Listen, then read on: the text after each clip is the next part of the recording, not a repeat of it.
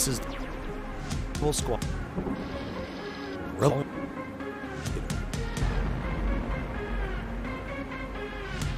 You. Oh. Jump. Arm.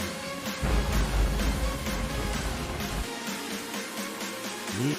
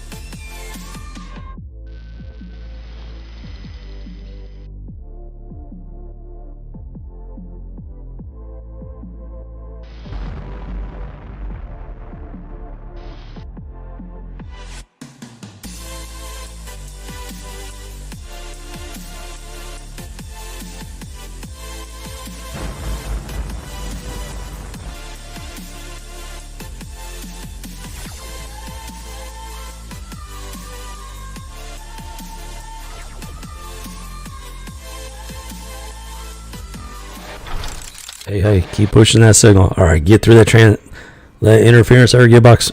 Come on, all right. You got that signal out there, loud and strong. All right, boom, shakalaka.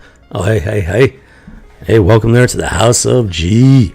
Yeah, today's Monday, and it's Monday on a holiday week.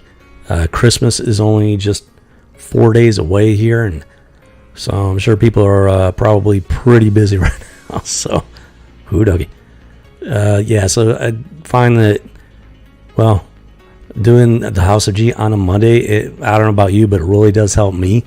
It really helps to kick off the week right. Have a lot of fun with it. Today, we're going to be going through a few more comic books here as a bag and boredom. And kind of the big one in this stack, it's probably going to be Superman Forever. I honestly forgot all about this one. Forgot I had it. Forgot I even existed. So I'm looking forward to looking through this one here. So, doggy. And House of G is the primary goal is to just relax, have a little fun, geek out. There's a lot of stuff going on in the world today. When I started this channel, it didn't go the direction I thought it was going. I was actually kind of planning a little bit, but man, yeah. It's there have been some rabbit holes I was not expecting to fall into there. So House of G, we're just looking to relax and have some fun here, and just embrace our geekdom here. So let's get started. Yeah. Boom. So if you haven't ever watched before, I got me a comic book box with the Transformers theme on there. Oh. Wow, these lights are bright. Let me tell you. Okay, there. I think it's a little bit better. It's kind of hard to see with all these lights going on. And then on the side here, we got Optimus Prime with the Spark of Life there. Yeah, it really... that green screen really does an effect on it. Let's see here. And then on the top of the box here, boom, we got Optimus Prime going after, you guessed it, Megatron. Let me see if I can get this in here better. See Optimus Prime going in after Megatron. Yeah, classic battle of good versus evil there. See, I love this box. It's from, I forget which. Yeah, BCW there.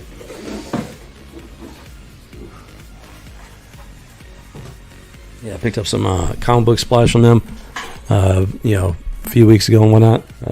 Over a month at this point. Pretty good stuff so far. Bags of boards and 2 different boxes. I've got a full box of comic books that need to be bagged and boarded, stored properly. Got another, well,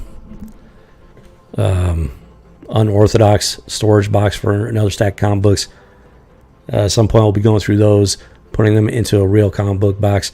I'm gonna have to buy some more supplies and whatnot because, well, my collection's getting pretty old at this point, and yeah, I've done the best I could to take care of it, but things have been pretty rough. Let me tell you, not just in 2020. Yeah, so we'll be going through those at some point. We'll get to them. We'll get to them.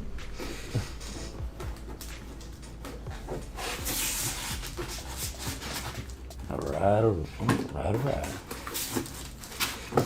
Oh, there we go. Okay.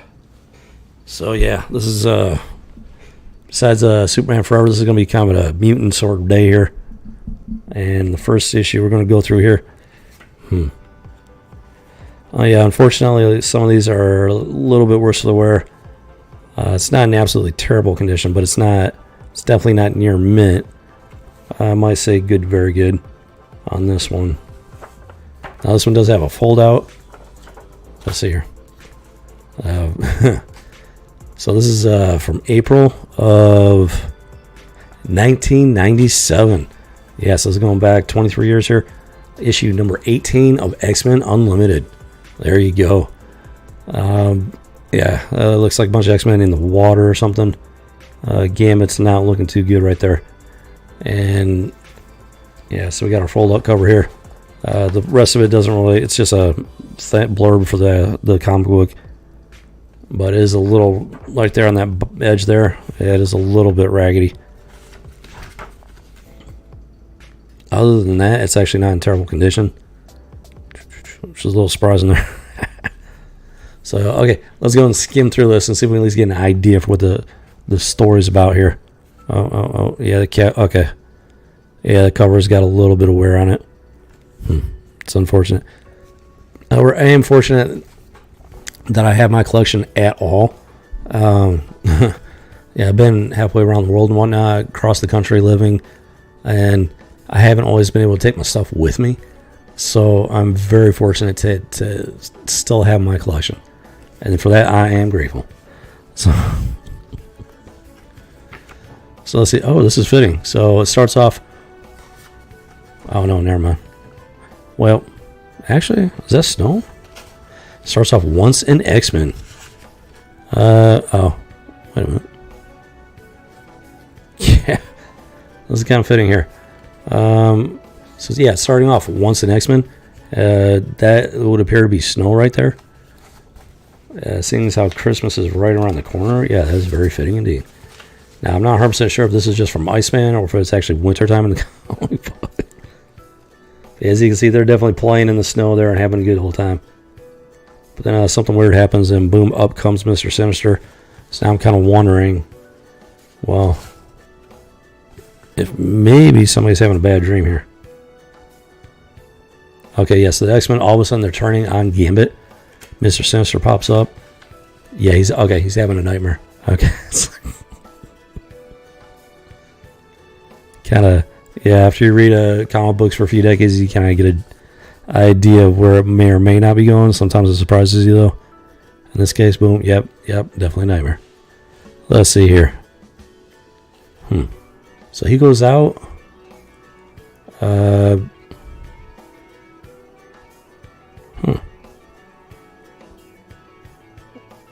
Okay, this is odd. It looks like he's going out to rob somebody. Wakes up from his nightmare. And apparently this is how he recovers, by falling back on his roots as a thief. Interesting. Interesting, to say the least. Let's see here.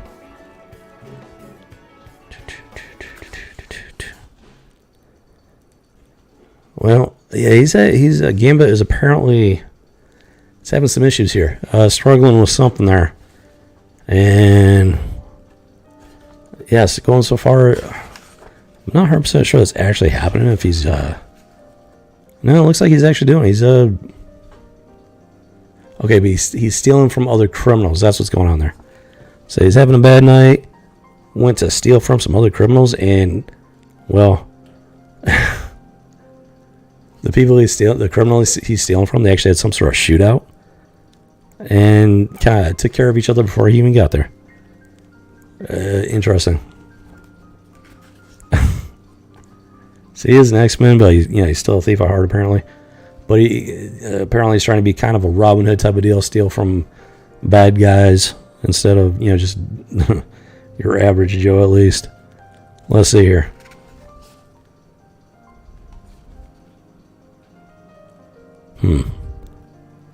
Well, now he's breaking into some sort of mansion.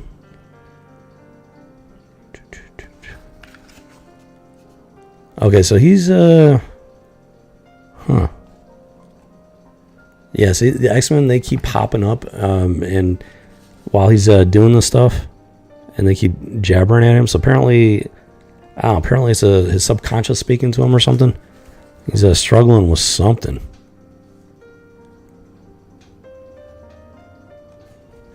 Yeah, so you got Cyclops, he's encouraging him. Angel comes in and is just talking smack about him. Yeah, apparently he's having some sort of crisis of conscience, it seems like. And then, yeah, some water-based mutant dude pops up. Gets a big old fight. Let's see here.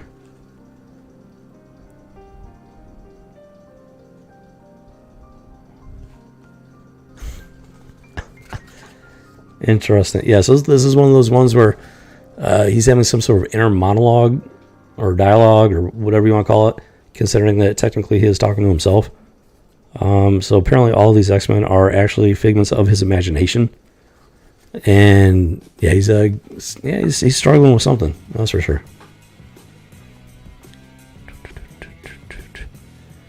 Yeah, something to do with his shady past as a former thief, as he is now an X-Men. And that seems to be the basis of this crisis of conscience.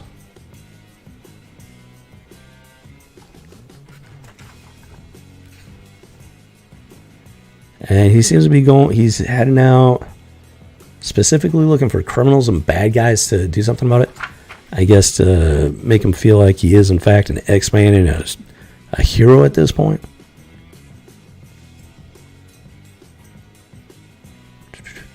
Yep, so his X-Men buddies that are kind of jabbering at him from the subconscious, yeah, they're rooting him on at this point, these guys.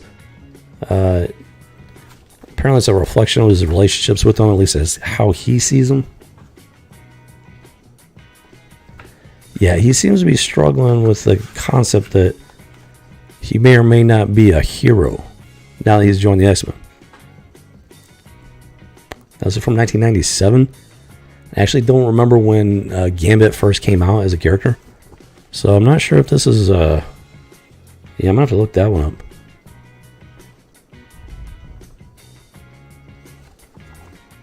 Because I actually don't remember how long Gambit has been around. And that probably has something to do with his crisis of conscience here.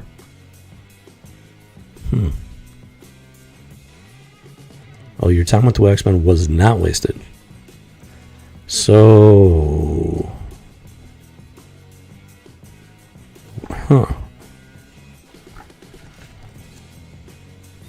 Okay, wait a minute. Hold on.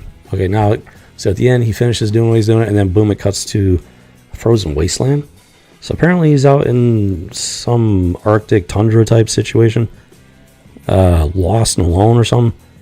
And maybe it's hypothermia that's causing these hallucinations. And because he's talking about how his time with the X-Men was not wasted, implying that he's no longer with the X-Men. Interesting. And then at the end, as he's collapsing into the snow, a stranger with a sled and team of dogs stumbles upon him. And it looks like the story ends there. So this is definitely an ongoing story by the looks of it. Oh, whoa, wait a minute. Time out. Well, okay, it's the end of the Gambit story. Then there's something else going on here with, looks like Morrow. Is that Angel? Yeah, I think this is one of those little sub-stories that they add to the end of it. Got something to do with Morrow, Angel, and some chick.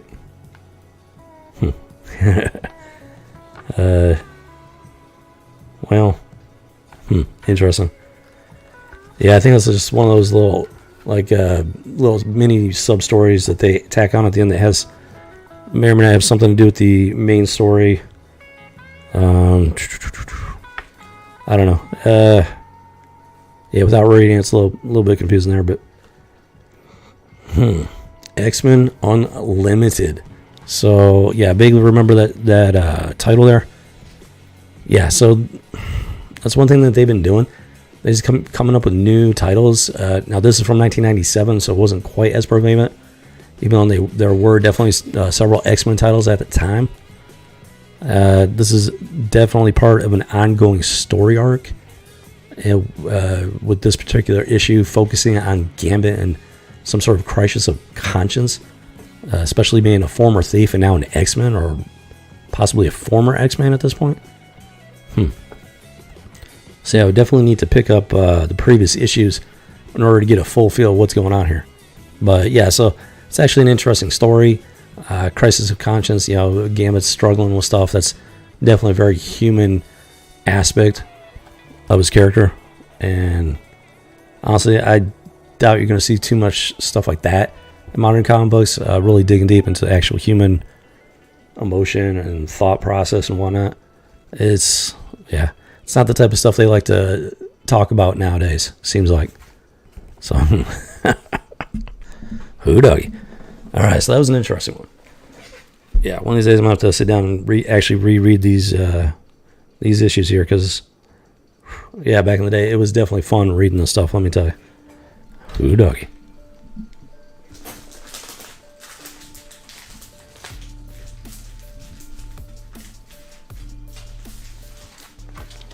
Alright, so we got our bag and a board here. Boom chakalaka. Yeah, there's always that little trick to putting these things together here. Just want to get that corner in there nice and easy. Boom, slides in like butter. Boom chakalaka. Same thing with the actual comic book. You want to get that binder side in there first. Yeah, the side where the binding is. That way none of those loose pages get caught on the other side of the board, and boom, same thing, slides in right like butter.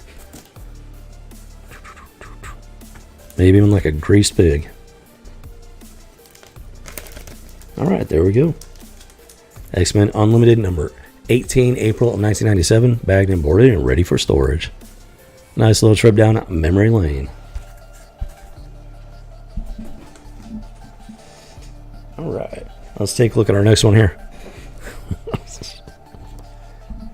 Ooh, doggy. Okay, so this one. Yeah, so back in the day, I was actually a pretty big fan of Thunderbolts. Not quite as much so as X-Men, but I definitely enjoyed their stories. So this is number 13, April of 1998. Yeah, so we're getting closer to that 20-year mark. Down and out in a world not their own. So yeah, I found them interesting. So if I remember correctly, they were supposed to be former criminals trying to reestablish themselves, make a new name for themselves as a superhero team, which they were obviously struggling with because, being former villains, the public didn't know whether or not they could trust them, even with all the heroics they were engaging in. So I found that an interesting aspect of this team, and I think it was a bit more complex than that, but that was like the overall gist of it, at least on the surface. So let's go ahead and take a look at this one and see what's going on here.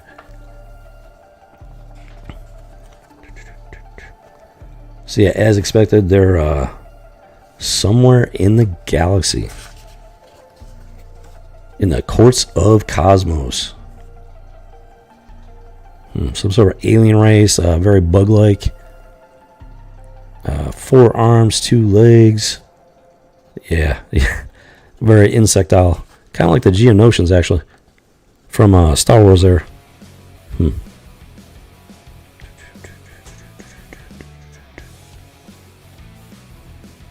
Okay, so originally they were guests, and then boom, some sort of misunderstanding, and the bugs attack. So then the Thunderbolts are forced to defend themselves. They didn't do anything. One of those bugs was like, the one guy was like, "Oh, these are our guests," and the other guy was all like, just went off the rails for no apparent reason.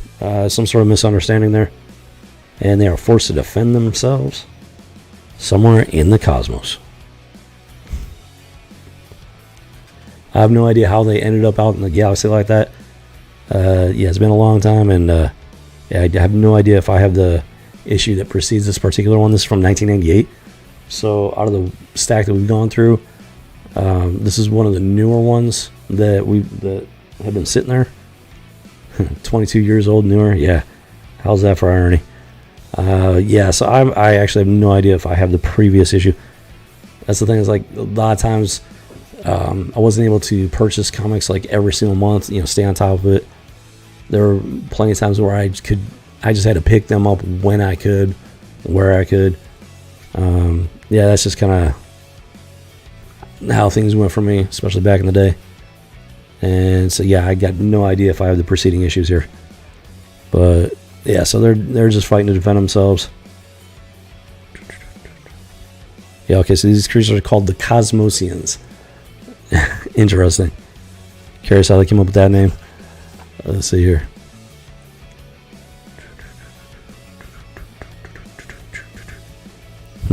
So yeah, there's they're chit chatting amongst themselves, having certain flashbacks in memory, and trying to figure out what exactly to do. There's a lot of team dynamic going on. You got these characters. Yeah, so if I'm remembering it correctly, former supervillains and whatnot. In one particular memory he had here. Let's see here. Where'd it go? It was just there. There we go. Boom. He's actually having one recollection regarding Baron Zemo, and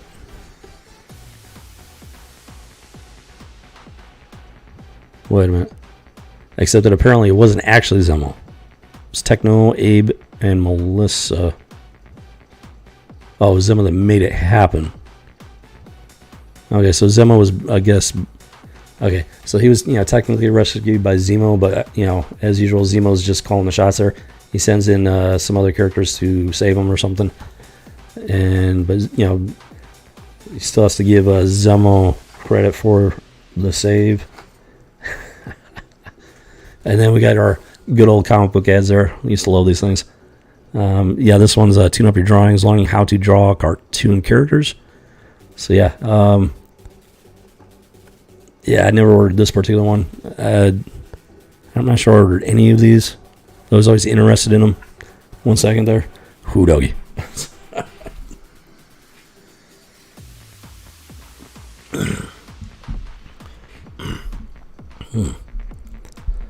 But I mean, I have purchased like excuse me.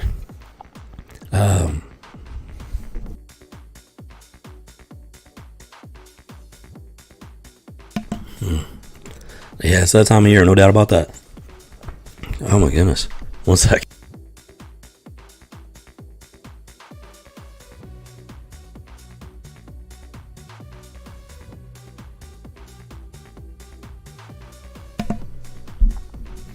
Jiminy Cricket. So do you ever get it, especially like around this time of year, and it just seems like all the moisture just gets freaking sucked right out of your throat and everything? Oh my gosh, it's so annoying. Usually happens right about this time of year, more than anything. Okay, where we're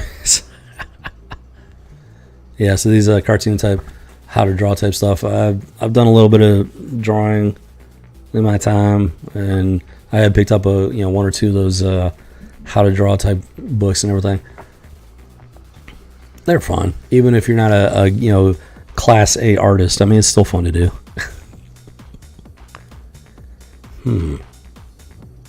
Wait a minute. Wait. Is that King the Conqueror? Oh, wait a minute, some sort of... Okay, so they stumble across an alien that's actually not trying to kill them. And... So apparently he's talking about some sort of... Wait a minute. Some sort of message?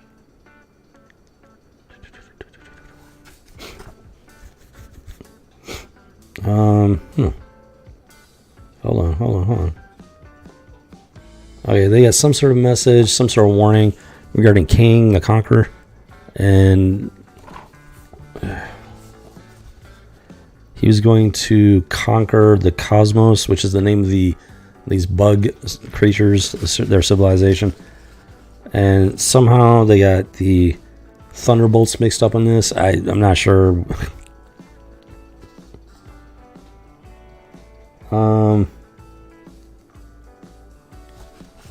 Yeah, somehow it sounds like a misunderstanding. So they were expecting King the Conqueror, and apparently they thought the Thunderbolts had something to do with King's arrival and conquering of their civilization. So, interesting. Curious as to where that message came from, who sent it, etc., etc., etc. So that's the thing, you read this stuff and it makes you curious as to what went on before. You want to get those back issues and read them and get caught up on the story and everything. That's always a sign of a good, writer and whatnot.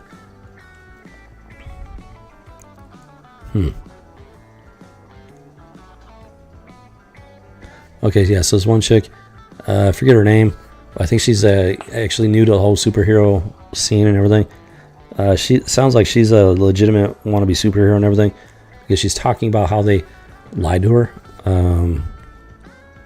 Said they were heroes, but they were actually had a shady past there.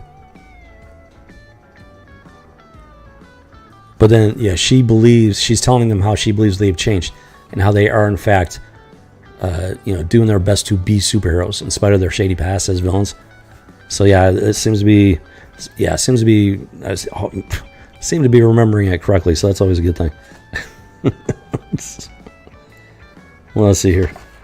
So yeah, big old misunderstanding. Okay, so for some reason they think destroying the Thunderbolts will save them from the Blue Man.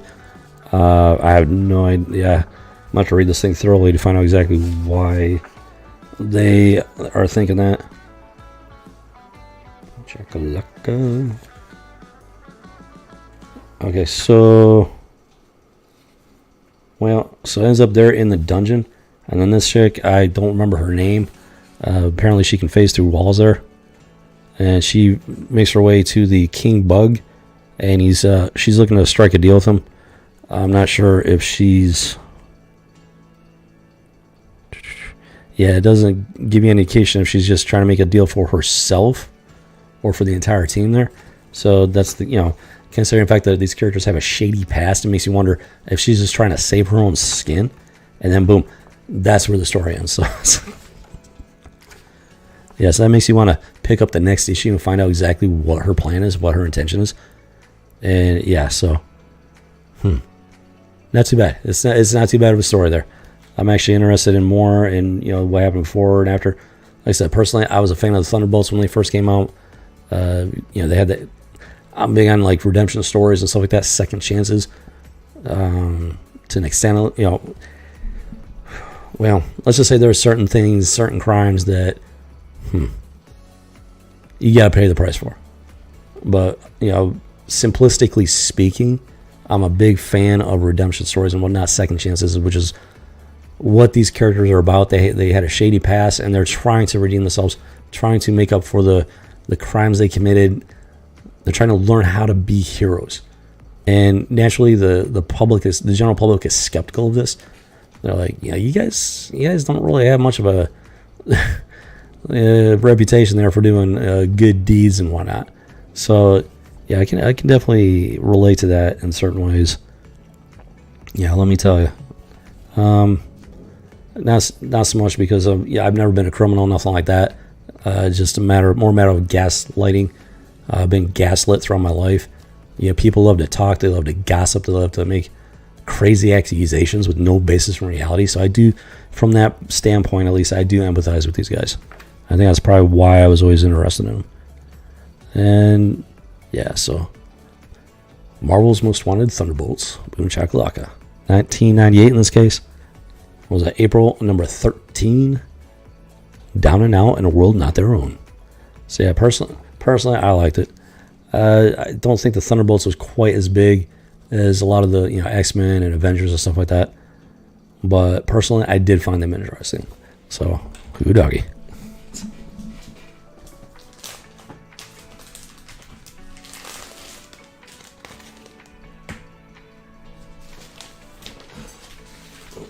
All right. So now we got our bagging board here. Let's go ahead and get this puppy ready for storage. All right, you gotta make sure you got the right side there. Yeah, it can be a little difficult to tell which side the opening's on because of the flap that comes up, right? So you kind of gotta figure that out before you can put the board. It's little things you don't think of if it's not something that you've really been a part of in the past. In this case, as a hobby. So yeah, slide that puppy right in. Boom chakalaka. All right, let's grab the Thunderbolts here. Get that bonder side in first. Boom, and she slides in like butter, like a greased pig through a giant hole. All right, there we go. And you just want to make sure you get that flap in there nice and good. You definitely got to handle these with a little bit of a gentle touch there, because yeah, you want to do your best not to damage them. And even if there's already a bit of damage, the last thing you want to do is make it worse. Like I said, I don't collect for the sake of financial gain. I collect because I enjoy the stories and enjoy the characters. I enjoy the comic books going back decades at this point. Like I said, I'm the OGG, original geek and gamer, and yeah, so I collect for the fun of it. If these are worth money, that's great. That's just a plus. It's a bonus, but it's not why I do it. It's not the motivator. I don't go out and buy #1 issues hoping that it's going to be the next big thing. That's just silly, in my opinion. I'm going to buy it because I'm interested in it, because I enjoy the story, I enjoy the characters, because I enjoy reading it. That's the whole point of it. So yeah, who doggy? You want to take as good care as you can of them, regardless of what your reason is for buying it. And there you have it. All right, she's ready for storage.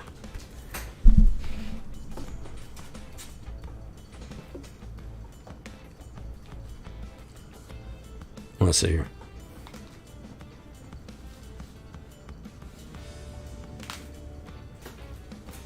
I want to take a look at something.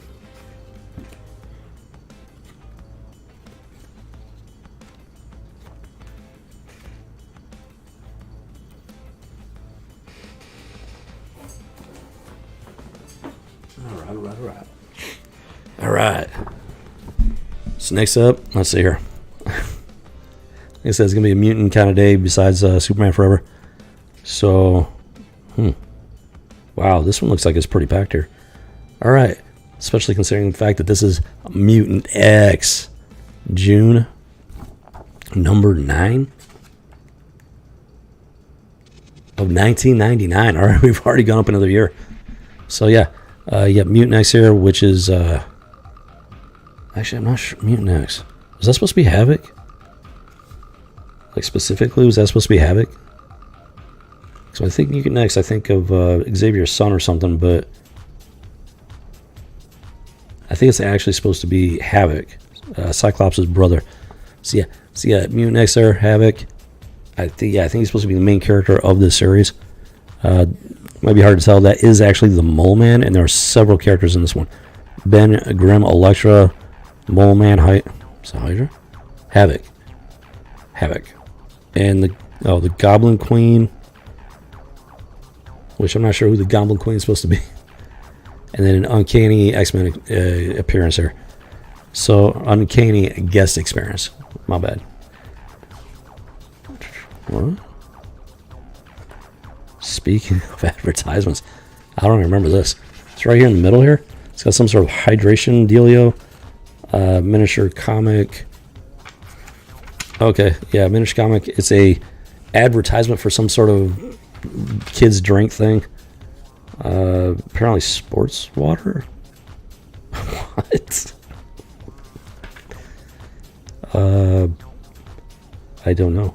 Oh, wait a minute. Or is it just supposed to be... Oh, you know what? Oh, it's just... This is encouraging kids to drink water and stay hydrated. That's all it is. It's not like mineral water or something like that. No brain water or whatever. It's just saying, hey, kids, you need to drink your water. That's all it is. Oh, my goodness. I don't even remember that. I know I read this, but I do not remember that at all. I might have just skipped right over it. I don't know. Wow. Gotta love that stuff. Oh. Got Spud. Yeah. It's the Mr. Potato Head show there. There you go. Mr. Potato Head. Gotta love Mr. Potato Head, man. That is going back. Yeah, he's a classic oldie but goodie. Good times.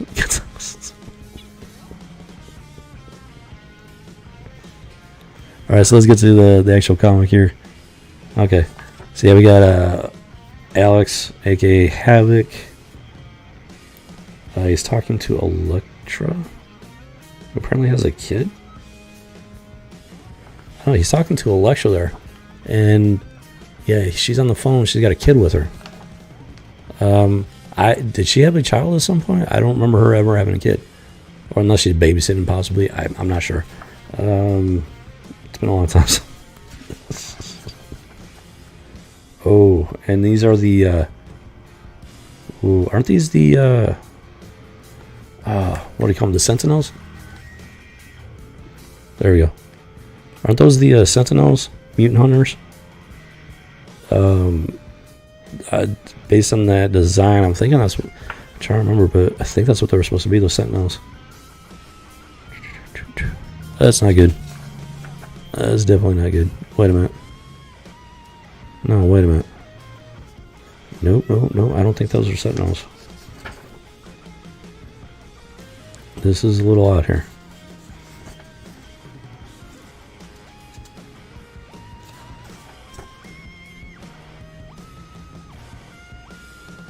Oh. Wait a minute. So they're talking about the Goblin Queen. There's someone named Maddie, which I'm guessing that's her given name, the Goblin Queen. So this dude's like so Havoc's on the phone here, and that Sentinel looking thing, which I don't think is a Sentinel. Yeah, he's on the street just walking past them. So apparently, yeah, they're not Sentinels. Someone do the Goblin Queen there, which I don't know. And then like some spaceship shows up. Elektra's place. What? So the kid's name is Scotty. Oh, she was hired as a nanny. Okay, that explains it. So Elektra is working as a nanny for some reason. Not sure why. And okay, that got confusing there. That's why it helps to actually read them instead of just skin them and throw them, because it's so easy to miss details like that. That's why I think a lot of people that look down their nose at comic books, they don't understand the amount of detail that goes into a good comic book, the amount of creativity, the amount of work. And yeah, these aren't maybe pictures, drawings, lots of colorful artwork, stuff like that. But for the people that are really into this stuff, they're pros at it. Even the amateurs that just are passionate about it, there's a lot of passion going on here, a lot of work. And so yeah, it's for me at least, it's always been a fun medium, interesting medium. Really help you like think outside the box and look at things from different perspectives. Back in the day, it was very much in a good way. Nowadays it's pretty much just all propaganda at this point. Which is why I stopped buying modern comic books. So, this is odd. Yeah, I don't remember this at all. Okay, so this is from the Disney Channel. What? Okay, some sort of Disney Channel original movie called Can of Worms. What is that? That is terrifying. It's got human teeth, a human-looking mouth, but the rest of it, he's wearing shoes. What is he wearing? Loafers? Penny loafers? Dress shoes? What? What? What am I looking at? What is what is this? This is on the Disney Channel. What? What were they smoking? Like, oh my goodness. Older Disney, at least, used to make, good stuff. This is just trippy, dude. I mean, that's legitimately just like, no. What? That's just weird, man. That's some psychedelic 60s trippy stuff right there. What is that? Can of worms? No, I don't even remember ever hearing about that. At that point, I wasn't watching a whole lot of Disney Channel, but still, I mean, that's just weird. What is that?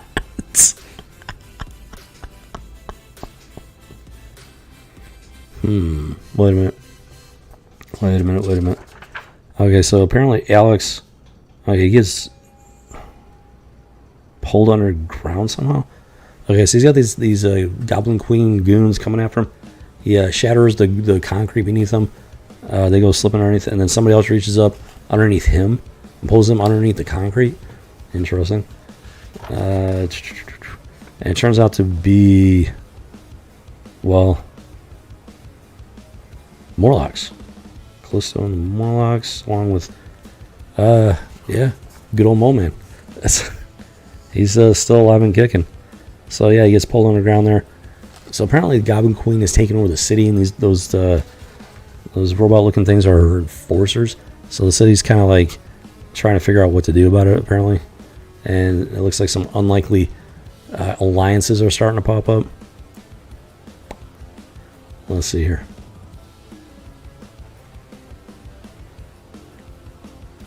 Okay, that's weird. Wait a minute. Who is this Goblin Queen? I don't even know who she is. But apparently... Okay, so she hasn't just taken over the city. She's actually taken over the entire country. So that's her in the White House, behind the, in the Oval Office, behind the desk. She's apparently the quote-unquote president. That looks like Archangel, but he's got, like, instead of... He doesn't have his angel wings. He does not have his apocalypse wings. They actually look like just demon wings. Or bat wings. Goblin wings. That's probably what they are. Goblin wings. She's the Goblin Queen. So I kind of, just looking at that, it looks like she did something to Angel. Turned him into her minion. Kind of like what Apocalypse did. Okay. And that was actually Mr. Fantastic right there. Kind of, yeah. Kind of groveling before, sort of. No, not really groveling, but he is working for her. What is it? Oh. She corrupted his mind. Okay, so somehow she corrupted him. She didn't wipe his... Okay, so apparently...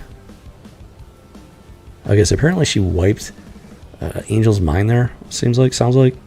So she didn't wipe Reed Richards' mind, but she did corrupt him. Which is why he's acting like such a simp. Okay, that's reassuring there. That's not some natural instinct on his part. So, okay, so apparently the Goblin Queen was pretty powerful. I honestly don't even remember her. Some sort of telepathic, psychic type character there. And she's literally taking over the entire country. Whether or not she's taking over the entire world, I got no idea at this point. But she is the quote-unquote president of the United States. This might actually be an alternate reality. Wait a minute. Wait. Wasn't this an alternate reality? Like, didn't he... Yeah, that's why it's called Mutant X. Didn't he get sucked into, like, a parallel world alternate reality? And he's, like, trying to figure it out, trying to just survive it, and ultimately trying to find a way back home to his reality. Wasn't that... I think that's what Mutant X was, the basis of the title was. I think. I can't say that with 100% certainty. But... I think he got sucked into like a parallel universe type situation. Oh yeah. So they did make it on the interesting side and everything. Even though it is possible to just go a little too overboard with alternate stuff. At the time, though, I think this... I was interested in it. I do remember being interested in it. So, you know, all parallel universes, alternate timelines, stuff like that. It's always been interesting. Always been fun when it's done right. You know, Back to the Future movies. I love those movies. Fun movies. Yeah, you had the 1, 2, and 3. Boom, that was it. End of story. And it was fun. It was just fun. This is alternate timelines, alternate realities, what ifs, and yeah. So this Goblin Queen, I think she was from an alternate reality. Took it over. Okay, so there's a dude. Yeah, where's a good shot of him? That was back there. Yeah, I wasn't sure who this guy was because his face. I mean, his face he looks like the Red Skull except he's orange. So this guy, yeah, that guy, the big guy in the blue with the orange face. He looks like the Red Skull, only with an orange skull. I guess he's supposed to be the Thing in this universe. So yeah, I'm not sure what happened there, but jeez, OP, man, that is just creepy looking. But he's supposed to be the Thing. They made him really creepy in this universe. Yeah, I prefer the pebble skin there to the Red Skull version. And so yeah, there's an underground city of resistance fighters or whatever. And let's see here.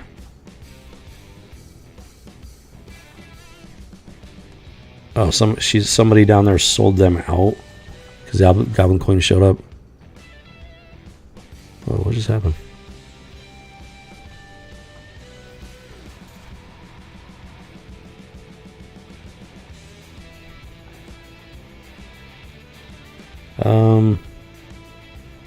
Okay, it looks like the Goblin Queen just okay, some woman. Oh, Callisto.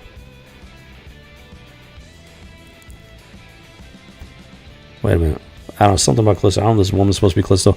So this woman is the one that sold them out, something about claiming to protect her son. And then naturally the Goblin Queen burns her face off or something. As a way of saying thank you for, ratting these people out. Yeah, that is a villain right there. So yeah, she's apparently some telepathic psychic type character there with immense telepathic powers. No idea what her actual origins are there. This is issue number 9. Oh, hello. Okay, so then boom, surprise ending. So big old battle. She, she came down. She's getting ready to wipe out the resistance, and then one of her robot minion thingies starts falling apart. And lo and behold, boom, we've got Magneto from this universe. Yeah. And there you have it. So that's the end of this particular issue. Yeah, so he exists in this one. A very different looking outfit, but very similar at the same time. Next issue, Magneto and the X-Men. Okay. So yeah, this is a parallel universe. That's what it is.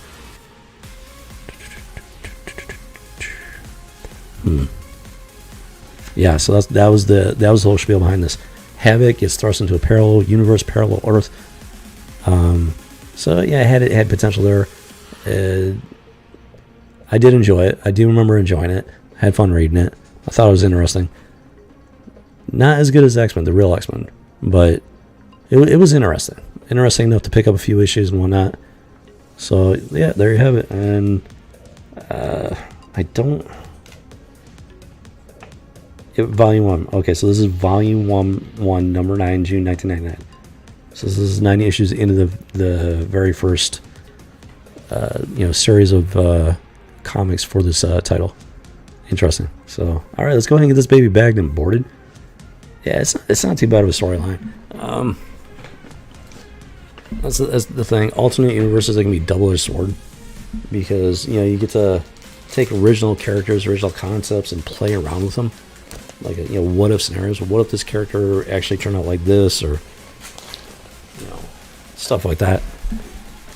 like I said, it's a double-edged sword because it's a tricky thing to do because you've got to stay respectful to the original character and to the person that actually created that character to begin with. You got to have respect for the person that created it. So if you do an alternate universe type thing like that, it has the potential to be really good. Also has the potential to blow up in your face because if you're not respecting the character, if you're not respecting the person that created that character, it's not a good thing if you don't do it right. All in all, it was interesting. I remember it being interesting. I don't remember anything jumping out at me, at least without reading them over again. It was too crazy or anything like that. Openly disrespectful, nothing like that. Yeah, I'd have to see which ones I got and read them again. But yeah, I do remember finding it to be an interesting storyline, interesting parallel universe. So I think they did all right with it from what I can remember and just going through this. So what the thing was he's a little on the creepy side though. I'm not sure why they went that route with the thing. Definitely trying something different with them, and I'm not sure about the thing there. It just reminds me too much of the Red Skull. That's part of it. It reminds me too much of the Red Skull, and honestly, it's just creepy. It goes from being, I don't know, maybe they were trying to capitalize on the fact that the thing was supposed to kind of terrify people when people looked at him, but he didn't terrify people because he looked just looked horrific looking. He just looked different. He looked so different, and people, it was more people reacting to something that was different and they didn't understand or recognize than the fact that he actually looked horrific. So, and that, I think that's a good example of what I'm trying to say. The kind of, with the thing, I think they might have stumbled a little bit because they went for more of a horror aspect than an actual,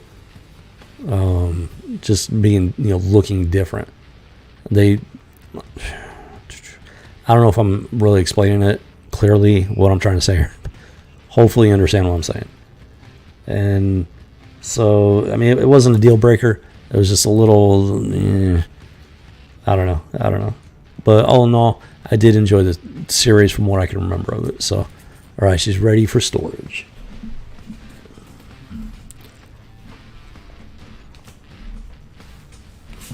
All right. Now we get to now we get to, let's see here. Superman Forever. Yeah, and this one had a very interesting cover here. Actual 3D dealio. And as you tilt it, boom. He goes from being Clark Kent and he changes into Superman and takes off to save the day. Honestly, this is a pretty cool cover. The technology was a little clunky. It's got this, I don't know if you can really see it, but on the cover there, it's got the 3D part is actually pretty thick. Yeah, might not be able to really see it there. It's pretty thick. So it adds a whole nother layer of material to the cover. So it is a little bit on the clunky side, but overall it was pretty cool. And that was just the technology of the day. It's definitely dusty, which is weird because it was in a bag and board, which I'm replacing. So I'm not a little confused on that one. I don't know where this dust is coming from. It's a little weird. Yeah, I'm gonna have to see if I can clean that up a bit. You probably can't really tell, but yeah, there's dust trapped in the 3D picture because, well, see, I'm not sure if the dust may have put these marks in there. But I think this 3D material, it actually has grooves like going up and down the picture there, which is why it's able to do that 3D stuff. And since and it's not just like a couple of images there, we got a whole series of images. So you got Clark Kent, Superman Forever, and you got him pulling off his glasses. You can see that there is another image of pulling off glasses, and he's pulling, his suit shirt open, and then finally he's taken off. There's several images in this 3D graphic, which was impressive back in the day, at least. And yeah, so which should probably explain why it's so thick. Yeah, it was a pretty cool cover though. Was that Alex Ross? There's no artist name. I want to say that might be Alex Ross's work there.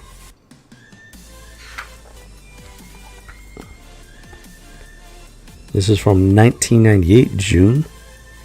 Let's see. I'm trying to find the artist name here. At least for the cover. I'm not saying it. It's got like everybody, like advertising and promotions, finance and operations. But where's the artists? Where's it? Okay, that's just weird. Like normally you got the artist name, the penciler, the inker, the cover artist, stuff like that. I'm not seeing nothing. It's a little surprising, but they've got the freaking executives of the company in there. That's a little odd, in my humble opinion. What? Okay, so yeah, I definitely read this. It's got a, yeah, you can definitely tell that it was read at some point. Looking at the side of the binding, starts off with Krypton, obviously. Well, maybe not so obviously, but it starts off with Krypton being destroyed, Kal-El being launched into space, being found by Martha and Clark Kent. Wait a minute, what?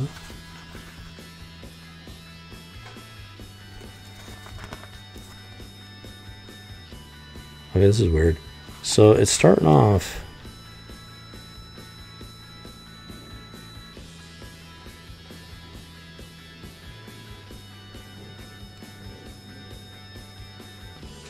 Okay. This, I'm missing something here. I don't know if this was like a compilation. No, this is 1991, 21. Wait a minute, was this a... Yeah, I'm not sure if this is an ongoing series, a compilation, or a one shot. Because, okay, it says number 1 there. Underneath it, it says 1998, 21. I don't know if that was... not sure what the 21 is supposed to mean there. I think, yeah, so number 1 looks like it's supposed to be the first issue of something. But then there's the 21 under the 1998, so I'm not really sure what that's supposed to... There's no month... Oh, June of 1998. June 21st, maybe. I'm not really sure what the 21 is supposed to signify. So this is supposed to be the first issue. I thought it was supposed to be a one-shot. And... So then... Yeah, he's leaving Krypton as a baby. But then it cuts to this in there. It's Martha and John Kent looking for Clark. And he's obviously not a baby there. He's not in a spaceship. So there's something going on. Okay, so apparently he was in a battle or something and he's having flashbacks.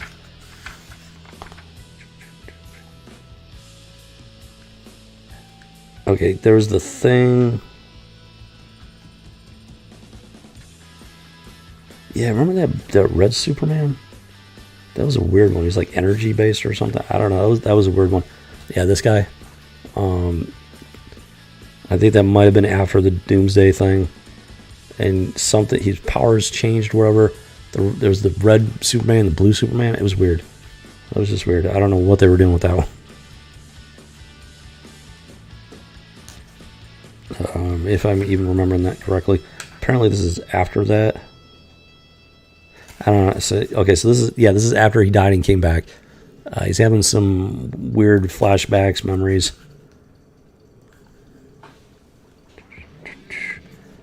So this has something to do with him. There we go. There's the red Superman, the blue Superman. That was a weird one. Honestly, that was a weird iteration of Superman right there. Still not really sure what they were going for with that one.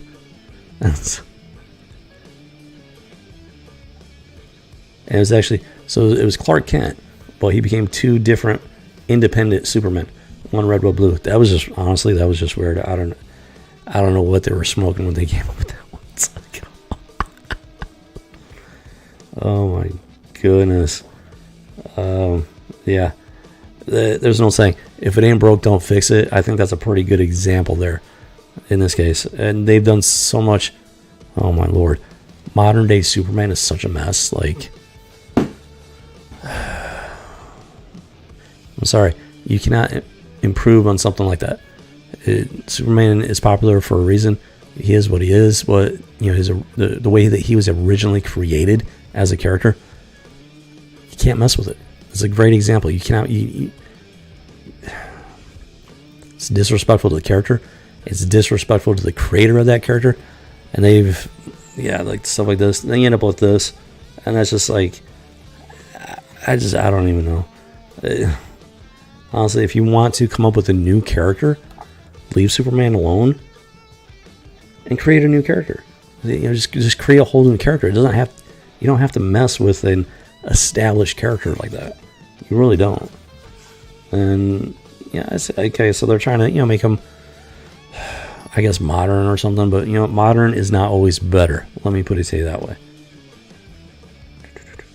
So yeah, he's having some weird flashbacks and stuff, and apparently dealing with, you know, dying and coming back and the changes that he's gone through, and he's finally back to being just, you know, good old Superman, the real Superman.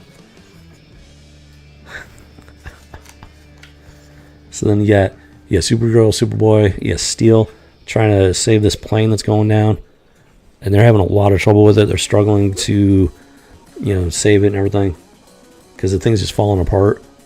And then, so they're the soldiers in the plane. They pull them out and everything, but then they can't quite handle the entirety of the job, and then boom, this is a job for Superman. Dun dun dun. The real Superman. He saves the day. Comes in, catches the plane.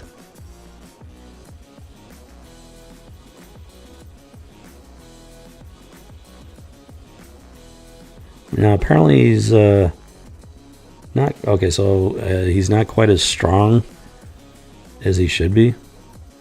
Because there's a scene here where, with my super strength back, this should be ung. And he's saying that as he's about to catch it, and then he catches it, and he's like, ung. He was going to say something else. Now he says harder than I thought. Not used to muscling things around anymore. And how much time to get the hang of it again? I guess something to do with being a energy-based Superman. I guess that's got something to do with it. So now he's back to being like good old original physical Superman.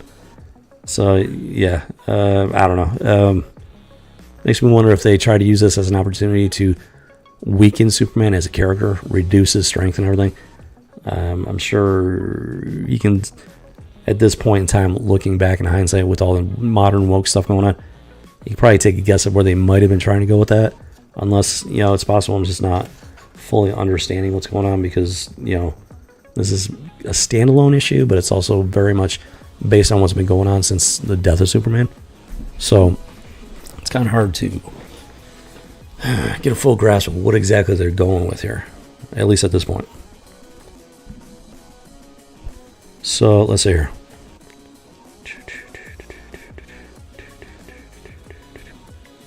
So yeah, he saves the day, helps out the rest of the super team. Boom, boom, boom. Lexi's Alina. Apparently Lex Luthor had a baby. I'm not sure. Something about Lexi's Lena. I'm assuming that's Lex Luthor, and it's supposed to be his baby named Lena. I don't remember him ever having a kid.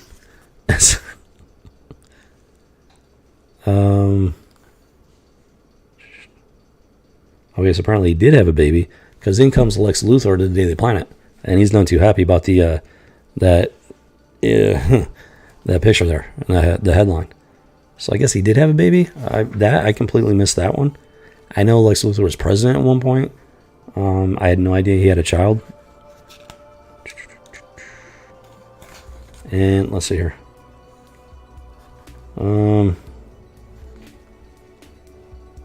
Yeah, there's a lot of stuff going on here. Yeah, I might have to read this one again. It's an interesting one, to say the least. think that's the Toyman. Yeah, so they go to visit the Toyman prison or Arkham or something. Not sure what he. Something. Cat? The cat have a kid or something? And maybe the Toyman did something to the kid? I don't know. This definitely seems to be drawing on some previous issues and whatnot. And it's kind of hard to get a full gist of it without really knowing what was going on in the previous stories. But definitely a lot of stuff. A lot of stuff going on. And we got Jimmy Olsen hanging out at a bar, Ace of Clubs. And they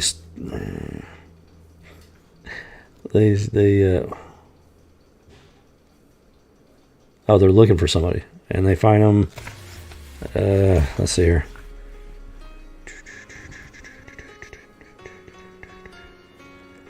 Oh, there's a lot of stuff going on without actually sitting here and reading the whole thing, which, you know, that's. I would actually like to sit here and read this, but that's not the point of the stream exactly. So.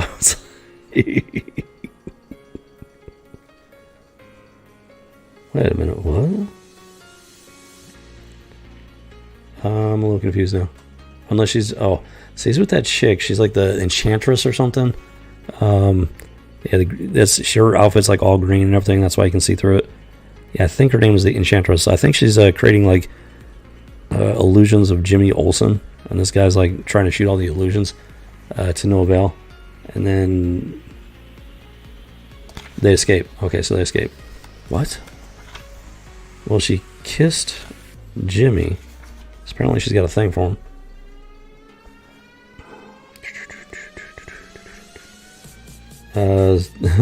Superman comes in, catches a bad... Did he catch a bad guy or he saved somebody? I don't know. Dude's an artist. Apparently saved him. And then... Dude named Scorn. I remember him. Let's see here. This is kind of all over the place a little bit. There's a lot of stuff going on. A lot of characters. Like, oh my god, so many characters. It's supposed to be Superman Forever, but I'm not really 100% sure where they're going for it. What they're going for, other than the fact that he's kind of questioning things, his existence at this point. You know, dying at the hands of Doomsday, coming back, becoming the two energy Superman, blue and red, which that was just weird. And then finally reincorporating as the real Superman, physical, you know, powers and abilities and everything. And then it bounces around, you know, Jimmy Olsen and the Enchantress and this other stuff going on. But so okay, so Lex Luthor did have a daughter. Something happened to the daughter. Wait, was she kidnapped? Okay, so apparently Lex's daughter, baby daughter, was kidnapped, and I guess Superman's actually trying to help find Lex's daughter. I really hope they're not trying to turn Lex Luthor into a sympathetic character. It's so annoying when they do that. You got these great villains, and they try to humanize them, and oh, they're not really such bad guys. They're just misunderstood. It's like, no, that's not what a villain's about. That's not what a Superman's about. That's not. They keep trying to muddle the waters, blur the line. It's not how it works. I'm sorry. It's just not how it works. Well, let's see here.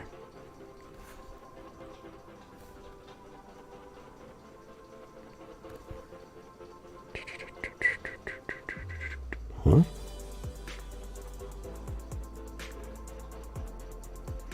Okay. Oh. I think it's finally starting to fall into place. Superman finds this giant golf ball looking thing. I don't know what it's supposed to be. Epcot Center maybe. And then there's a rocket ship, and there's baby Lena Luthor inside the rocket ship. And Apollo explosives. He's trying to figure this out, and all of a sudden, boom! In the shadows, you can see what is clearly Bizarro Superman. So then some of the pieces finally started to fall into place there.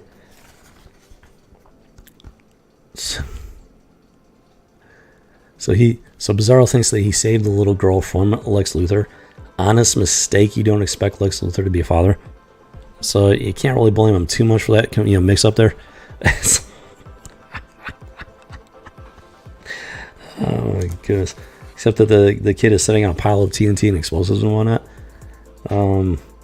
Naturally, they get into a fight.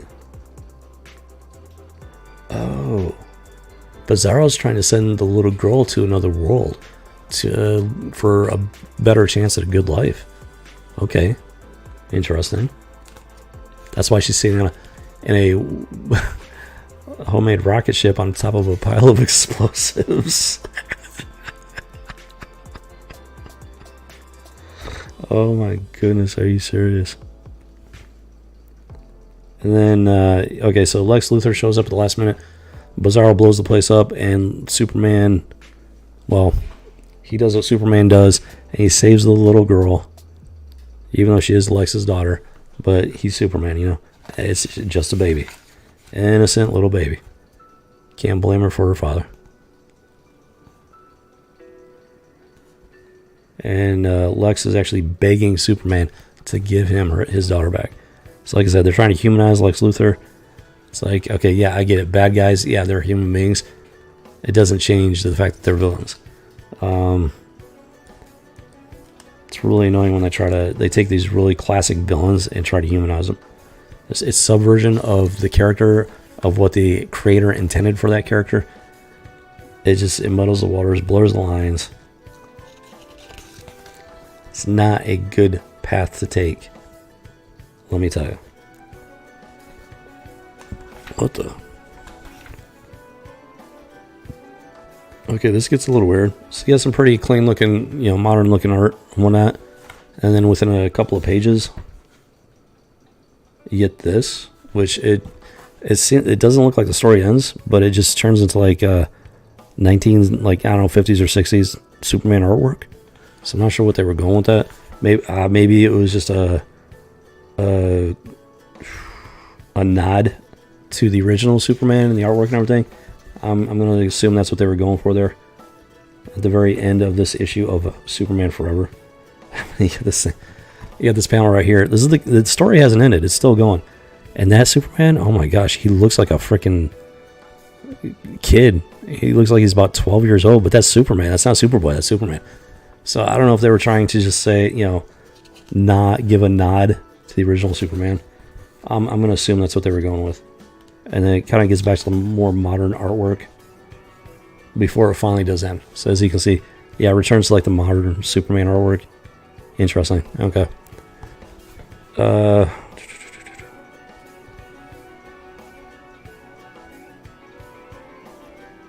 So it talks about the other Superman series. The story continues there.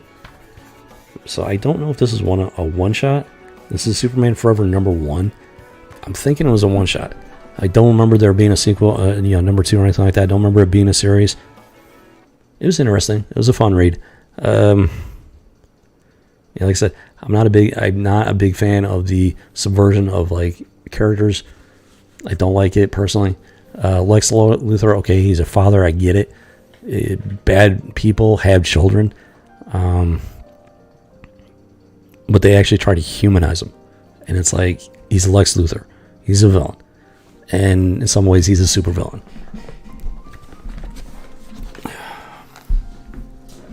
Stop taking these iconic characters and stop trying to turn them into something they're not.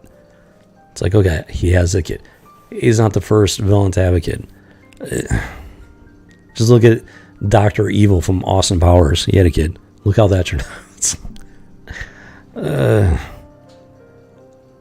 I don't know. It's a good one though. Overall, it's a good one.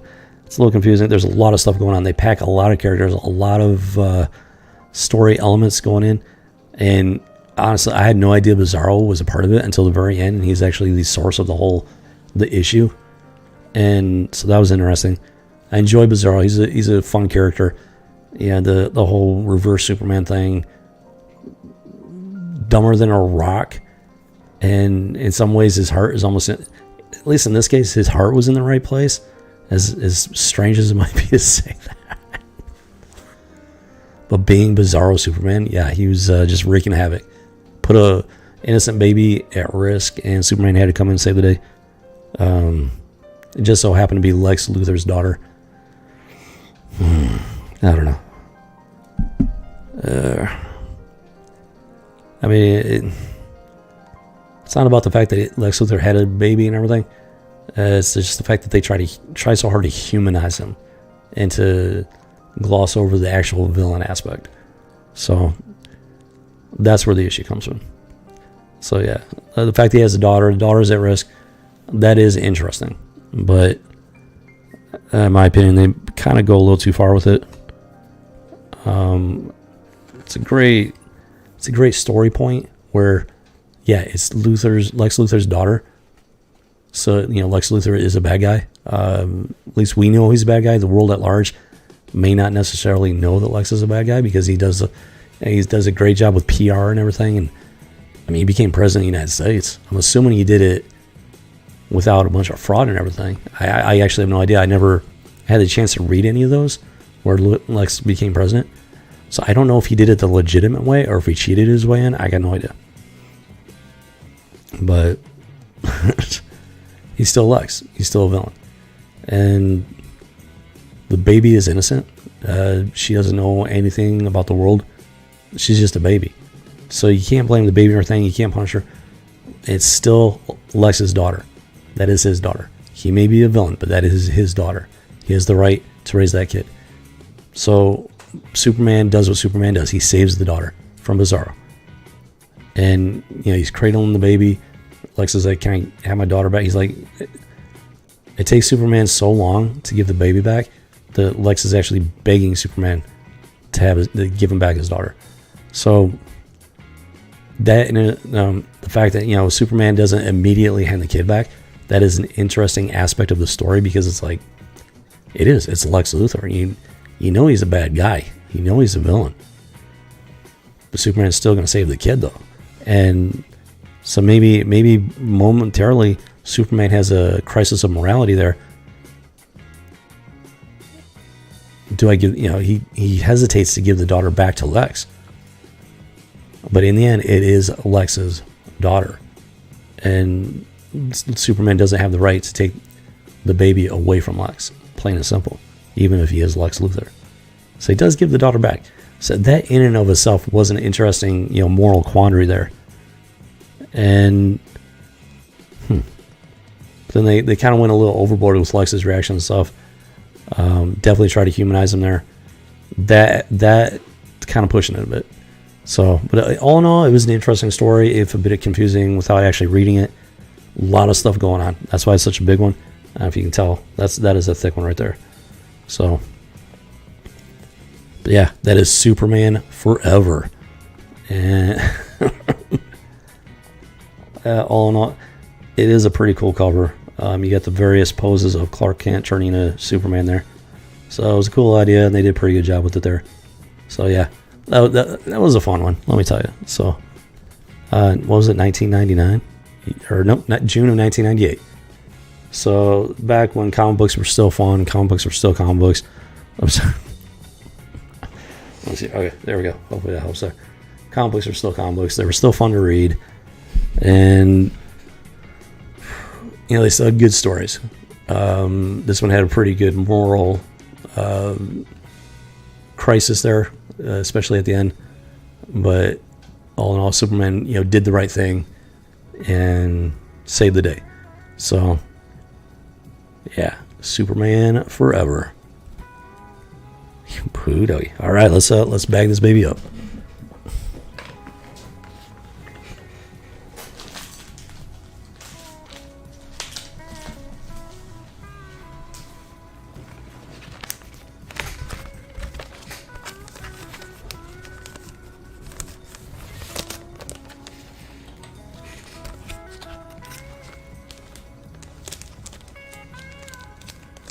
Oh, this one might be okay. For a second there,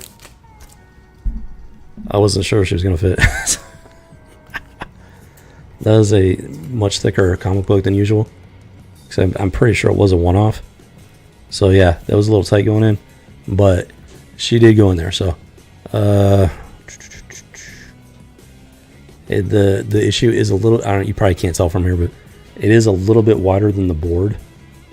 So it's definitely, these are modern bags and boards. This is from 1998, so 1998 does not count as modern apparently. Even though most of these seem to be fitting.